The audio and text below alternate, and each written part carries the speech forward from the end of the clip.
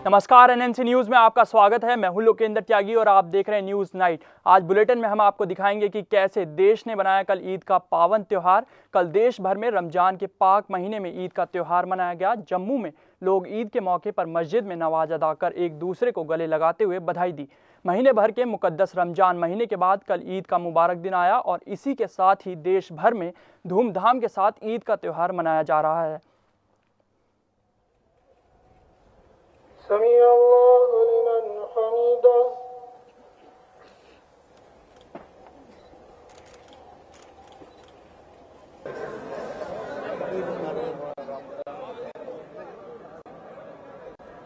आज ईद के मौके पर तमाम देश के वासियों को, खासकर जम्मू के हर अवाम को, हर वासी को दिल की गहराइयों से ईद मुबारक कहता हूं। मैं ईद का दिन है। इस ईद के मौके पर मैं सबसे पहले दुनिया के तमाम इंसानों को ईद उल फितर की मुबारकबाद पेश करता हूं। गले लग रहे हैं, अल्लाह करे कि ऐसी खुशियां हमें बार बार नसीब हो जाएं। ईद के पावन पर्व पर सहारनपुर में हुए दंगों को देखते हुए जो कर्फ्यू लगा था वो कुछ देर के लिए हटा दिया गया। ईद की नमाज अदा करने के लिए सहारनपुर में लगे कर्फ्यू में थोड़ी राहत प्रशासन ने प्रदान की है और साथ ही सुरक्षा के कड़े इंतजाम भी किए गए हैं। देश भर में मनाई जा रही ईद का जश्न दंगा प्रभावित सहारनपुर में भी देखने को मिला। लोग घर से बाहर निकलकर नमाज अदा की और एक दूसरे को गले मिलकर बधाई भी दी।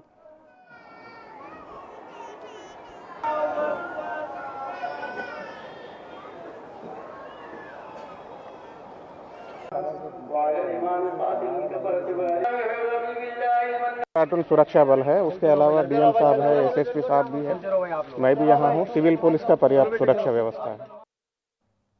ईद के मौके पर जहां पूरी दुनिया के लोग एक दूसरे को ईद की मुबारकबाद दे रहे थे, वहीं भारत और पाकिस्तान की बागा सीमा अटारी पर तैनात पाक रेंजरों ने भारत की बागा सीमा पर तैनात सीमा सुरक्षा बल के अधिकारियों को मिठाइयां भेंट कर शांति संदेश दिया। इस मौके पर पाक रेंजरों की ओर से विंग कमांडर मोहम्मद अशर खान ने बीएसएफ के डीआईजीएम फारूकी को मिठाई भेंट की और गले मिलकर ईद की मुबारकबाद दी। इस मौके पर बीएसएफ और पाक रेंजर के जवान आपस में गले मिलकर एक दूसरे को ईद मुबारक कहा।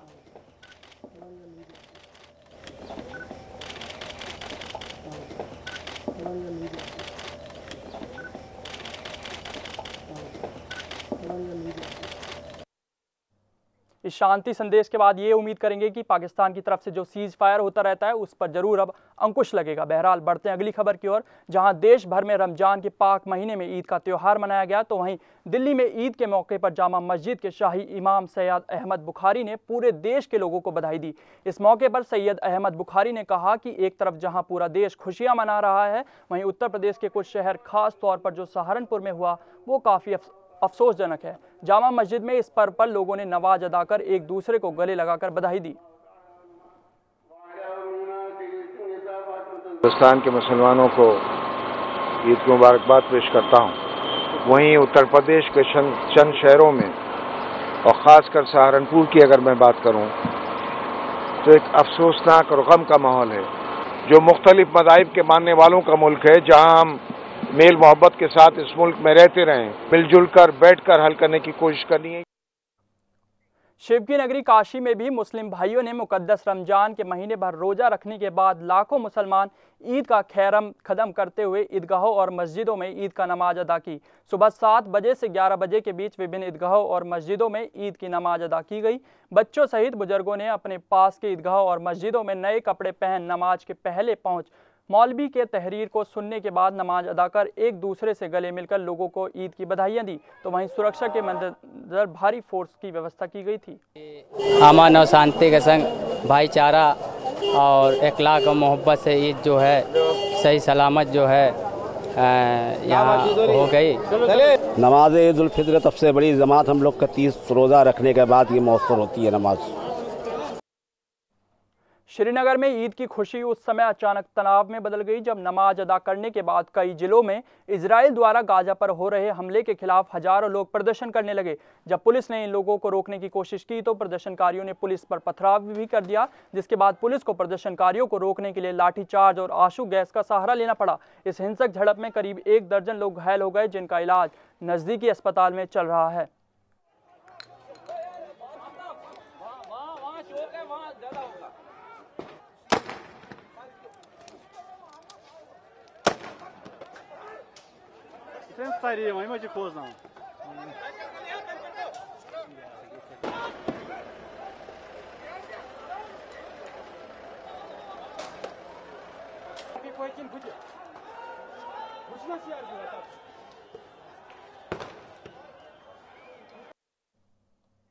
मुरादाबाद में भाजपा के नेताओं पर दर्ज किए गए मुकदमे को वापस लेने व वहां के पुलिस अधीक्षक के खिलाफ मुकदमा दर्ज कर उन्हें जेल भेजने की मांग को लेकर भाजपा के कार्यकर्ताओं ने आजमगढ़ जिले के कलेक्ट्रेट स्थित रिक्शा स्टैंड पर धरना प्रदर्शन किया।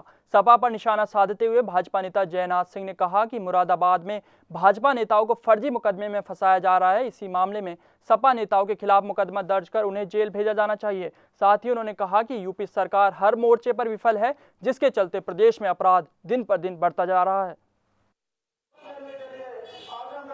मुरादाबाद में जो भारतीय जनता पार्टी के हमारे नेताओं के ऊपर फर्जी मुकदमा में फंसाया जा रहा है, उसके खिलाफ पूरे उत्तर प्रदेश में हर जनपद मुख्यालयों पर धरना चल रहा है। उसी क्रम में आजमगढ़ जनपद में भारतीय जनता पार्टी के पदाधिकारियों और कार्यकर्ताओं का ये धरना प्रदर्शन है और वहाँ जो फर्जी मुकदमा उनके ऊपर लगाया गया है उसकी मांग करते हैं वह मुकदमा वापस हो और वहाँ के एसएसपी के ऊपर मुकदमा दर्ज हो और उनको जेल भेजा जाए। भाजपा के वरिष्ठ नेता और केंद्र सरकार में लघु उद्योग मंत्री कलराज मिश्र काशी विश्वनाथ के दर्शन करने बनारस पहुंचे। पत्रकारों से बात करते हुए कलराज मिश्र ने सपा सरकार पर जमकर निशाना साधा। कलराज मिश्र ने कहा कि उत्तर प्रदेश के अधिकतर शहरों में आईएसआई काम कर रही है, जिसकी वजह से सहारनपुर में दंगा जैसी अफसोसजनक घटना घटी है। प्रदेश की कानून व्यवस्था अपंग और लाचार हो गई है। साथ ही साथ कलराज मिश्र ने मोहनलालगंज की घटना की सीबीआई से जांच कराने की मांग की। कोई और करा रहा है, सरकार जानती भी अनुभव भी कर रही है, आरोप लगा रहे हैं भारतीय जनता पार्टी पर। मेरा आरोप है कि स्वयं सरकार में गृह मंत्रालय ने रिपोर्ट में दिया था कि उत्तर प्रदेश में 43 जिले ऐसे हैं जहां आईएसआई का नेटवर्क काम कर रहा है। इन प्रकार की ताकतें शामिल हैं और योजनाबद्ध तरीके से जहां भी थोड़ा सा भी अवसर प्राप्त कर रही हैं, शांति भंग करने का षड्यंत्र कर रही हैं। उन्होंने आरोपित किया तो रहा कि नहीं रहा मैं नहीं जानता, लेकिन जिस तरीके से कहानी गढ़ी गई उससे लगा कि जानबूझकर सरकार किसी को बचा रही है। उत्तर प्रदेश के कौशाम्बी जिले में एक दर्दनाक हादसे में 3 लोगों की मौत हो गई। दरअसल कौशाम्बी जिले के सैनी थाना के नजदीक एक ट्रैक्टर ट्रॉली अनियंत्रित होकर बाइक सवार को टक्कर मार दी, जिसके बाद बाइक सवार 3 लोगों की मौके पर ही मौत हो गई, जबकि ट्रैक्टर अनियंत्रित होकर गड्ढे में पलट गया। तो वहीं ट्रैक्टर पर सवार सभी लोग सुरक्षित बच गए और ट्रैक्टर चालक मौके से फरार हो गया। घटना की जानकारी मिलते ही मौके पर पहुंची पुलिस ने शवों को कब्जे में लेकर पोस्टमार्टम के लिए भेज दिया है और जाँच में जुट गई है।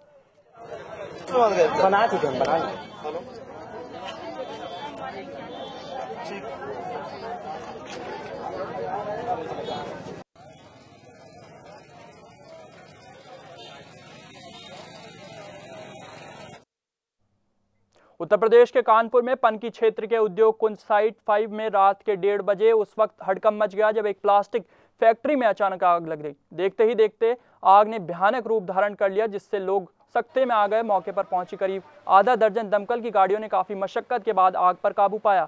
बताया जा रहा है कि आग शॉर्ट सर्किट की वजह से लगी।